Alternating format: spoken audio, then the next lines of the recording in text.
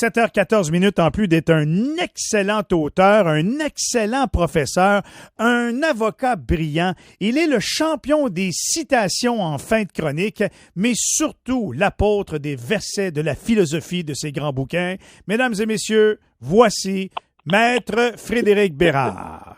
Et que t'es fin, Michel. À chaque fois que je te parle, je sais pas pourquoi je me sens mieux. Il doit y avoir une contribution quelconque à ça. Écoute, la vie te récompense bien, Frédéric. C'est pas compliqué. Ah oui? C'est ça. C'est pas autre chose. Voilà. Écoute, c'est une philosophie très, très, comment dirais-je, orientale, tout ça. Et bien, on va l'embrasser à pleine bouche, puis je te remercie. Puis surtout, au salaire qu'on te paye, ils sont pas capables de t'envoyer des compliments, hein? Franchement. OK, c'est ça la pointe, je comprends. Tu dis, je suis obligé de compenser un peu. OK, je viens d'allumer, là, ça va. Bon, on a deux gros sujets quand même ce matin. Oui. Écoute, avant d'aller parler de ton ami Dr Arruda, je voudrais qu'on épuise un peu, en fait, je sais pas si on est capable de le faire, mais de développer un peu sur la guerre en Ukraine, la suite. Et puis là, ben, ça devient très inquiétant. Moi, ce que je trouve de totalement capoté, c'est qu'il y a un pays qui bombarde un autre, puis toute la planète regarde ça, ses médias sociaux, puis sur Twitter, puis dans toutes les grandes chaînes, mais il n'y a personne qui fait rien. Incroyable, hein? C'est vraiment incroyable. Et tout ça est dû à la menace nucléaire au final, parce que là, on se dit, ben comment ça se fait que l'OTAN ne débarque pas en Ukraine? Comment ça se fait qu'on ne va pas les défendre? Hein? On les voit, là, les Ukrainiens, là, ils font de leur mieux, puis c'est incroyable là, ce qu'ils sont en train de réaliser. Hein? Ils sont en train de revirer une partie de l'oppresseur à gauche, à droite, avec de manière... Écoute, j'ai jamais vu quelque chose comme ça. Là. Des gens qui sortent dans la rue, qui disent aux soldats russes, vous n'allez pas nous tirer dessus, retournez chez vous. Il y a vraiment des soldats russes, c'est pas drôle, qui revirent de bord. Il y en a qui ont été réchappés par des Ukrainiens. Veux-tu un thé? Garde, OK, arrête ça, la guerre. Prends un thé, rappelle ta mère en vidéoconférence. Imagine. Non, mais l'affaire, c'est que ce sont des gamins qui sont envoyés au front par Poutine. Et il y en a plusieurs là-dedans qui pensaient très, très sérieusement... C'est un entraînement. Oui, exactement, que c'est une pratique. Puis il y en a d'autres qui se sont fait dire, là, les Ukrainiens veulent qu'on les libère, là. Et là, ils débarquent, mais ils n'ont pas l'air d'être vouloir libérer là. Et ils n'ont pas l'air contents de nous voir du tout. Et tout ça, c'est drôle qu'on en parle d'entrée de jeu comme ça, Michel, parce que c'est un peu le topo que je voulais faire avec toi aujourd'hui. Tu sais qu'il y a maintenant, je pense que c'est 3 jours à peu près, là, ni plus ni moins, que Poutine a attaqué sauvagement une pierre d'assise de notre démocratie, l'une des plus importantes pierres d'assise de notre démocratie, de nos États de droit, c'est-à-dire la liberté de presse. Actuellement, en Russie, si tu te trouves accusé d'avoir propagé de la fausse information, selon qui? Selon eux. Selon eux. Évidemment, tu es passible de 15 ans de prison.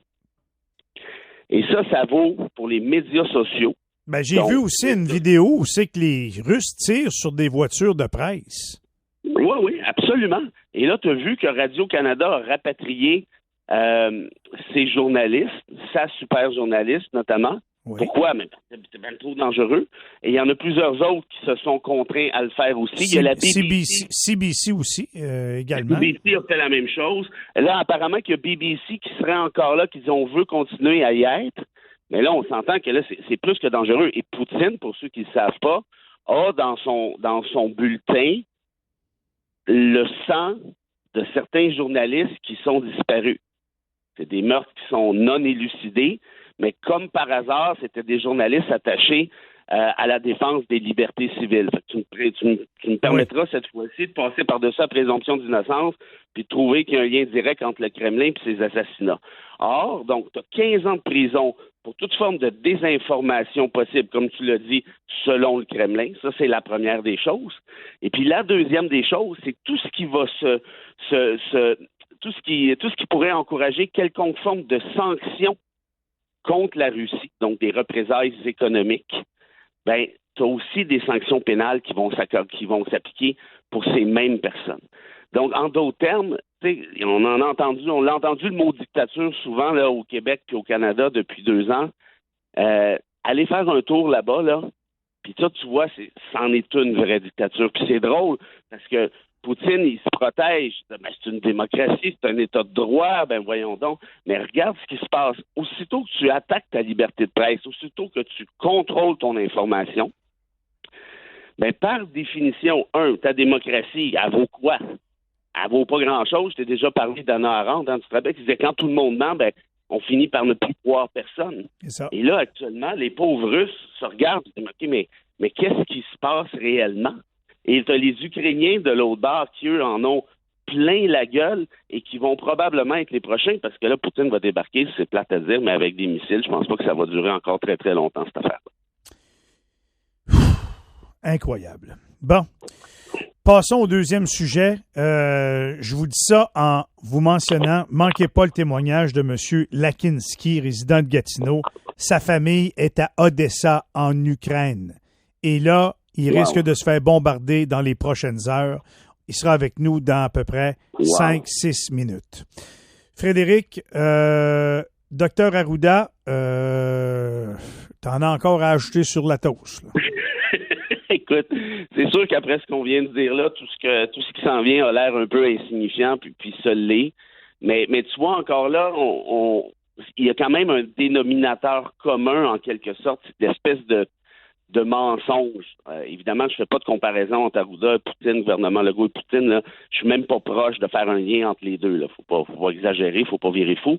Mais tu vois, ce qui est arrivé sur le couvre-feu, le deuxième couvre-feu, le dernier qu'on a eu. Le couvre-feu inutile là, qu'on a eu, là, ce qui a rien donné et qui n'était pas songé, là, oui.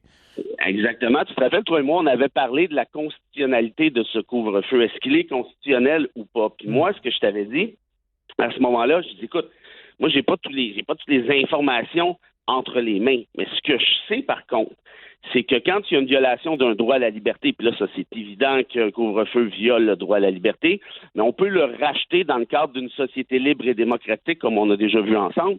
Mais pour ça, il faut que l'État, donc le gouvernement Legault, dans ce cas-ci, fasse la preuve scientifique qu'il y a un lien rationnel entre sa mesure, c'est-à-dire le couvre-feu, et évidemment son objectif qui est celui de réduire la contamination. Or, on s'en doutait, mais là on a eu la confirmation précise, puis bravo et merci à Thomas Gerbet de Radio-Canada. Quand on parle d'importance de liberté de presse, ça c'en est un autre exemple, qui a réussi à sortir le fait que quelques heures avant l'imposition de ce deuxième couvre-feu, le bon docteur Arruda a envoyé des courriels à la santé publique disant « Trouvez-moi des justifications scientifiques. » Et ces sbires ont répondu « Ben, on n'en a pas. » Ben, ils disent « Trouvez-en quand même. » Ils disent « Oui, mais on ne va pas en inventer. » En d'autres termes, ils nous ont plaqué ça sur la gueule sans avoir aucune espèce de justification rigoureuse ou sérieuse.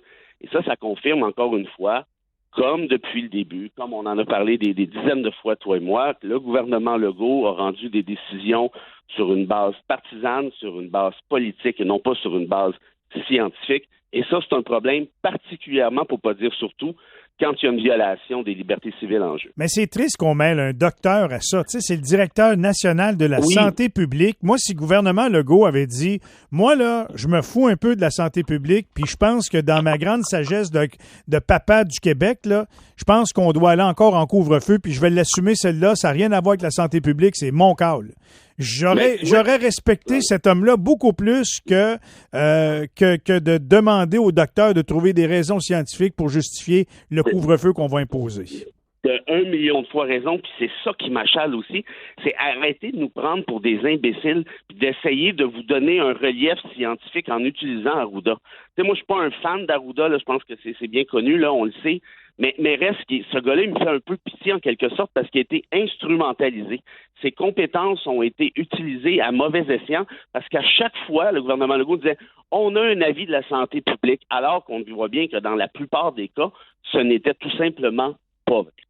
Il commandait des avis publics, puis il disait « trouve-toi des arguments, bonne chance ». Imagine, 6 heures avant un couvre-feu. C'est sérieux, un couvre-feu. Oui. Là. Puis moi, j'étais d'accord avec avec l'idée des mesures sévères, restrictives pour protéger notre personnel soignant, pour empêcher le délestage des opérations. J'étais d'accord avec tout ça à 1 million de milles à l'heure.